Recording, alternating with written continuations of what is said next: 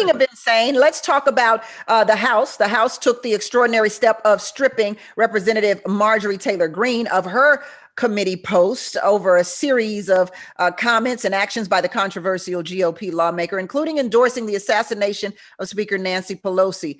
So how do we feel about what the House has done to Marjorie Taylor Greene? Dr. Oleka. Say, well, let me get this out of the way so Ed and Dominique can yell at me and Alicia can make jokes at my party's expense. I'll say that. Not too late to join the Democratic Party, Dr. Oleka. We got cookies. Come on, the water's warm here. The water's warm here. Yeah, but the ice ain't cold. The ice ain't cold. We were talking about insane. Let's talk about insane. I am very disappointed. I'll be very upfront about this. I'm very disappointed that we didn't remove her, the Republican Party, from her committees. I think that should have been done. There was precedent for doing it. Again, the same leadership did it a couple of years ago. Apparently, they didn't do it because most of the egregious comments that she made, and they were egregious, were before that she came into Congress. I don't agree with that decision making. Certainly wouldn't have done that myself. Second part, though, which I think is also important, Democrats are setting a dangerous precedent by doing that themselves. Leader McCarthy already said, if this is the new standard, when we get in power, I'll be happy to follow that standard. This is an undemocratic thing to do, small d Democrat. This is not good when the party in power removes the opposite party's members from committees. It's a bad thing. It sets a terrible precedent. And make sure that those constituents don't have representation. Again, I wish that the Republican Party would have done it on their own. You know, I find this interesting. I have to tap in here.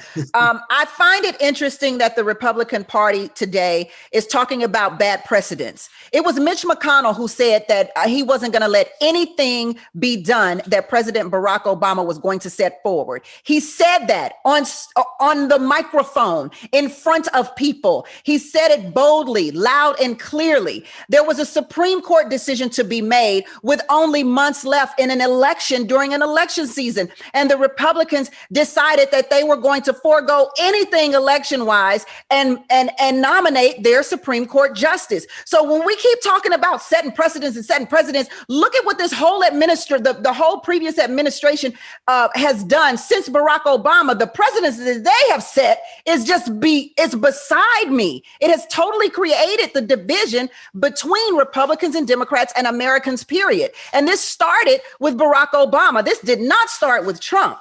I mean, they have really been digging in and thinking that they're going to lose America some kind of way. So I just don't know. I don't fall for we don't want to set a new, I say whatever.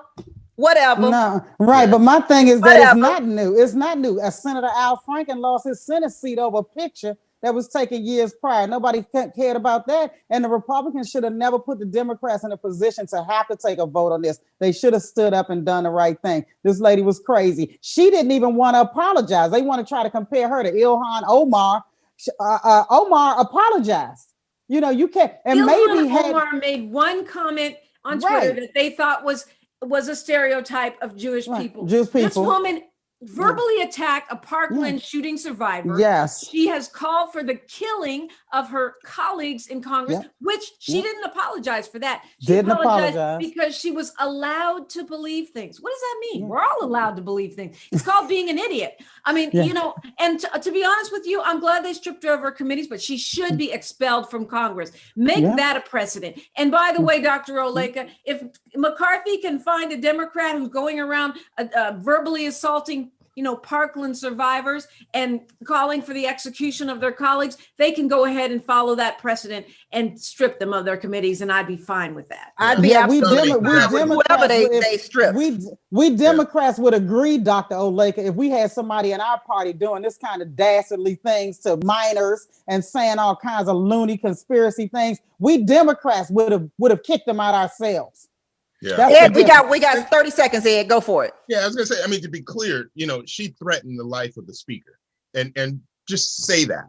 She threatened the life of the speaker, then became a member of Congress. No, you're not sitting on the education committee. You're getting stripped of it. The Republicans should have done it and put this to bed.